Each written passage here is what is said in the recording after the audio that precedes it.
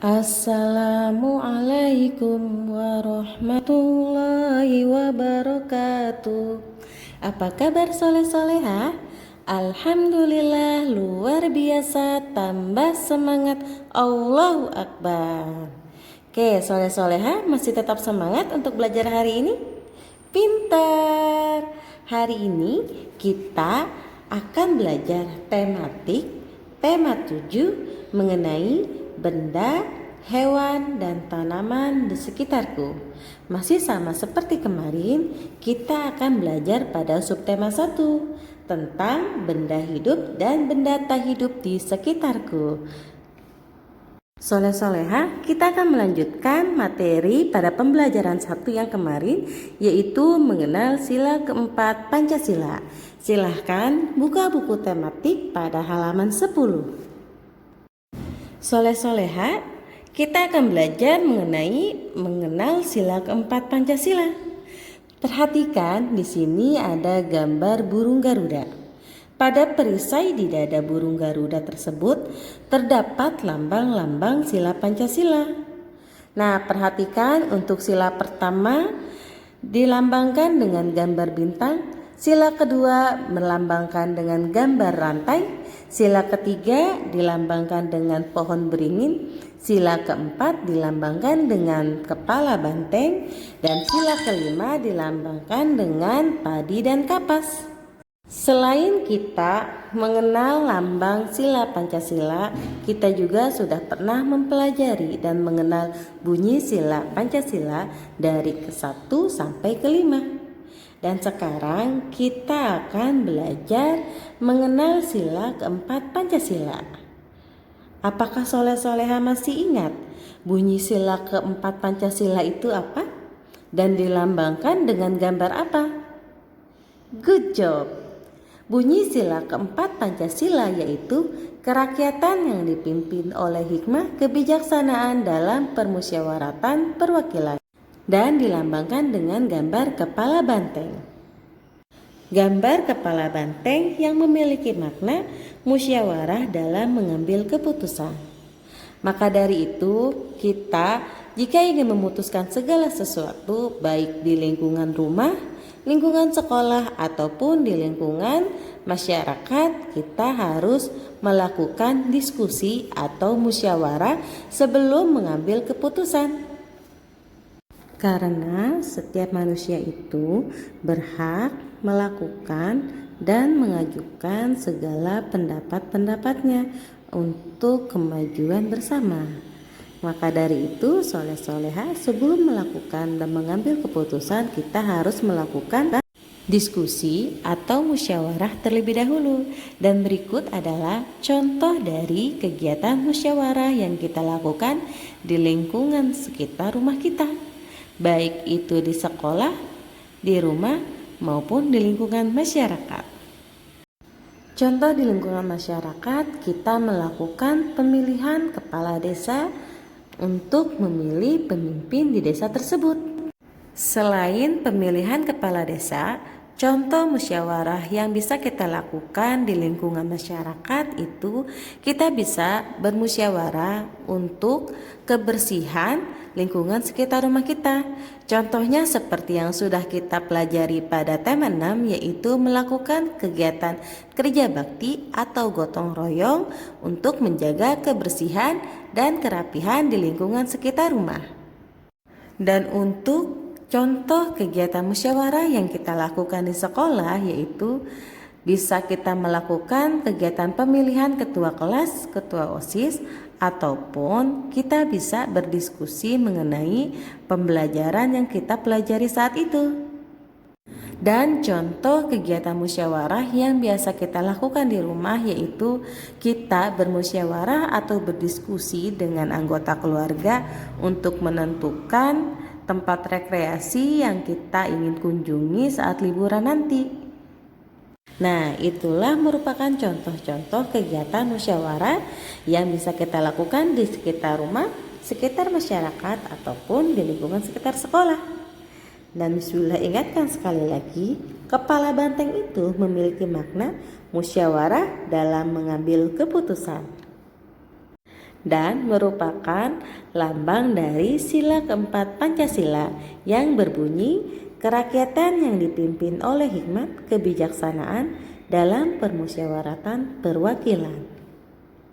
Oke, soleh-soleha, sekarang kita akan lanjut pada pembelajaran 2 halaman 12 dan materi yang akan kita pelajari pada pembelajaran 2 yaitu pertama, mengenal ciri-ciri benda hidup. Kedua, membedakan benda hidup dan benda tak hidup. Ketiga, berlatih menulis. Dan yang terakhir, kita akan berlatih gerak berjalan dan berlari. Nah, pada materi sebelumnya, kita sudah belajar mengenai simbol sila keempat Pancasila. Sila keempat Pancasila itu dilambangkan dengan kepala banteng. Kepala banteng ini dan banteng tersebut merupakan contoh dari benda hidup karena banteng itu dapat berkembang biak, dapat bernafas, dan juga dapat bergerak sendiri. Selain itu juga banteng membutuhkan makanan agar bisa bertahan hidup. Nah, apakah soleh-soleha masih ingat kepala banteng itu mempunyai makna apa? Kepala banteng memiliki makna musyawarah dalam mengambil keputusan. Selanjutnya, kita akan belajar membaca teks ciri-ciri benda hidup. Nah, soleh-soleha perhatikan dan silakan baca teks tersebut pada halaman 13. Isti dan Maya bermain tebak-tebakan. Isti membawa ikan peliharaannya di dalam akuarium. Maya membawa boneka beruangnya. Setiap hari, Isti memberi makan ikan peliharaannya. Ikan itu termasuk benda hidup. Benda hidup itu membutuhkan makan untuk bertahan hidup. Maya tidak memberi makan boneka beruangnya. Boneka tidak membutuhkan makan. Maya membersihkan bonekanya setiap hari. Boneka beruang termasuk benda mati. Jadi, salah satu ciri benda hidup adalah membutuhkan makan. Nah, ciri-ciri dari benda hidup selain dapat bergerak sendiri, dapat bernafas, dan dapat berkembang biak, itu ada lagi ciri-ciri dari benda hidup yaitu membutuhkan makan. Karena setiap makhluk hidup itu membutuhkan makan untuk bertahan hidup. Oke, soleh-soleha, perhatikan video berikut ini agar soleh-soleha lebih memahami dan mengerti mengenai benda hidup dan benda tak hidup atau benda mati. Nah, soleh-soleha, apakah soleh-soleha tahu apa itu benda hidup dan apa itu benda mati? Silahkan simak penjelasan berikut ini.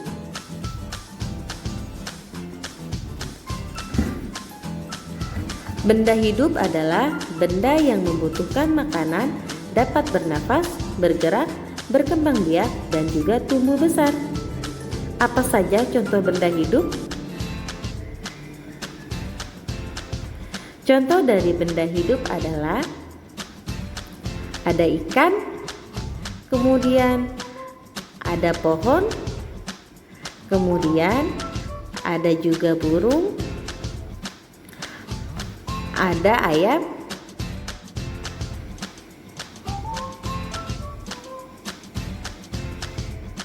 benda mati adalah benda yang tidak membutuhkan makanan, tidak dapat bernafas, tidak bergerak, dan tidak berkembang biak, dan tidak tumbuh besar juga. Apa saja contoh dari benda mati? Perhatikan berikut ini. Contoh dari benda mati itu adalah ada pensil, buku, meja, kursi. Itu merupakan contoh dari benda mati atau benda tak hidup. Soleh-soleha, tadi kita sudah mengetahui mengenai ciri-ciri dari benda hidup dan juga benda tak hidup. Sekarang kita tulis ciri-ciri tersebut pada tabel halaman 14. Ciri-ciri dari benda hidup adalah dapat bergerak sendiri, dapat bernafas, dapat berkembang biak, dan juga membutuhkan makan. Dan ciri-ciri benda tak hidup tidak dapat bernafas, tidak dapat berkembang biak, tidak dapat bergerak sendiri, dan juga tidak membutuhkan makan. Dan sekarang soleh-soleha Miswillah tugaskan untuk mengelompokkan benda hidup dan benda tak hidup. Pada halaman 15, di sini ada 6 gambar. Yang pertama ada gambar meja, papan tulis, gambar ayam, ikan, tumbuhan, dan juga bunga. Gambar-gambar tersebut merupakan contoh dari benda hidup atau benda tak hidup. Kemudian soleh-soleha tulis gambar-gambar tersebut sesuai dengan contoh benda hidup dan juga benda tak hidup. Oke, soleh-soleha, agar soleh-soleha lebih memahami lagi mengenai ciri benda hidup dan benda tak hidup, Miswillah tugaskan pada soleh-soleha untuk membuat kalimat pada gambar berikut ini halaman 16 menggunakan ciri-ciri seperti pada gambar berikut. Di sini ada gambar burung dan juga ada gambar meja belajar. Miswillah sudah memberikan contoh untuk gambar burung, membuat kalimat burung dapat bergerak dan berpindah tempat dengan cara terbang. Soleh-soleha bisa membuat kalimat sesuai dengan kalimat yang sudah soleh-soleha tentukan. Nah, soleh-soleha sudah mengenal dan memahami mengenai ciri-ciri dari benda hidup dan juga benda tak hidup dengan cara membuat kalimat. Dan sekarang kita akan membedakan benda hidup dan benda tak hidup pada halaman 16. Sekarang kita baca ya, dengarkan dan simak. Miswillah akan membacakan teks berikut ini. Bergerak adalah salah satu ciri benda hidup. Perhatikan lingkungan sekolah ataupun lingkungan sekitar rumah soleh-soleha. Benda apa saja yang termasuk benda hidup di lingkungan sekolah soleh-soleha ataupun di lingkungan sekitar rumah soleh-soleha? Apakah benda tersebut juga bergerak? Perhatikan gambar di samping ini. Nah, soleh-soleha perhatikan di sini ada gambar siswa-siswi yang sedang bermain. Pada gambar tersebut ada contoh dari benda hidup dan juga benda tak hidup. Contoh benda tak hidup itu ada gedung sekolah, ada tiang bendera, dan juga ada mainan yang sedang digunakan oleh siswa-siswi tersebut. Dan contoh benda hidup ada tumbuhan dan juga ada manusia. Nah, tadi ciri-ciri dari benda hidup itu adalah dapat bergerak dan juga berpindah tempat. Perhatikan di sini ada siswa-siswi yang sedang bergerak. Mereka bergerak ada yang dengan cara berjalan, ada juga dengan cara berlari, dan ada yang melompat. Mereka juga bisa berpindah tempat dari tempat satu ke tempat lainnya itu dengan cara berjalan ataupun berlari. Bedanya dengan tumbuhan itu tidak dapat berpindah tempat sendiri soleh-soleha, tetapi tumbuhan dapat bergerak ke arah cahaya matahari. Benda tak hidup itu tadi ciri-cirinya tidak dapat bergerak sendiri. Biasanya benda tak hidup itu bisa bergerak menggunakan mesin dan digerakkan oleh manusia. Benda hidup bergerak dan berpindah tempat dengan cara berjalan, berlari, dan juga terbang. Itulah merupakan ciri-ciri dari benda hidup dan juga benda tak hidup. Nah, selanjutnya kita akan mempraktikkan kegiatan bergerak sendiri dengan cara berlari. Pertama-tama lakukan pemanasan terlebih dahulu agar otot-otot tubuh kita itu tidak cedera saat kita melakukan kegiatan berlari. Kemudian mulailah berdiri dengan tegak dan kepalkan tangan kalian. Kemudian berjalanlah dengan hitungan 1, 2, 3, 4. Setelah beberapa langkah, kemudian soleh-soleha bisa berlari. Untuk kegiatan ini, soleh-soleha bisa mempraktikannya di rumah bersama keluarga saat soleh-soleha sedang berolahraga bersama ayah bunda di rumah. Tetap semangat soleh-soleha. Alhamdulillah, materi pembelajaran hari ini sudah selesai Miswillah jelaskan. Miswillah ulangi lagi ya. Tadi kita sudah belajar mengenal sila keempat Pancasila. Kita sudah mengenal bunyi sila Pancasila, kemudian lambang sila Pancasila, dan juga makna dari lambang sila keempat Pancasila. Kemudian kita sudah belajar mengenai ciri-ciri benda hidup dan juga benda tak hidup. Kemudian kita sudah belajar mengenai membedakan benda hidup dan benda tak hidup. Dan soleh-soleha pun sudah berlatih melakukan gerak berjalan dan juga berlari. Oke, soleh-soleha, untuk tugas hari ini soleh-soleha Miswillah tugaskan mengerjakan ayo lakukan pada halaman 15 dan ayo berlatih pada halaman 16. Terima kasih pada soleh-soleha yang masih tetap semangat belajar hari ini. Dan terima kasih pada soleh-soleha yang sudah duduk tertib, rapi mendengarkan penjelasan materi dari Miss Wilda. Miss Wilda titip pesan pada soleh-soleha, jaga kesehatan, makan makanan yang bergizi, dan ingat 3M. Menggunakan masker, sering mencuci tangan di air yang mengalir, dan menjaga jarak. Kurang lebihnya Miss Wilda mohon maaf. Wabillahi taufiq wal hidayah. Wassalamualaikum warahmatullahi wabarakatuh. Tetap semangat soleh-soleha.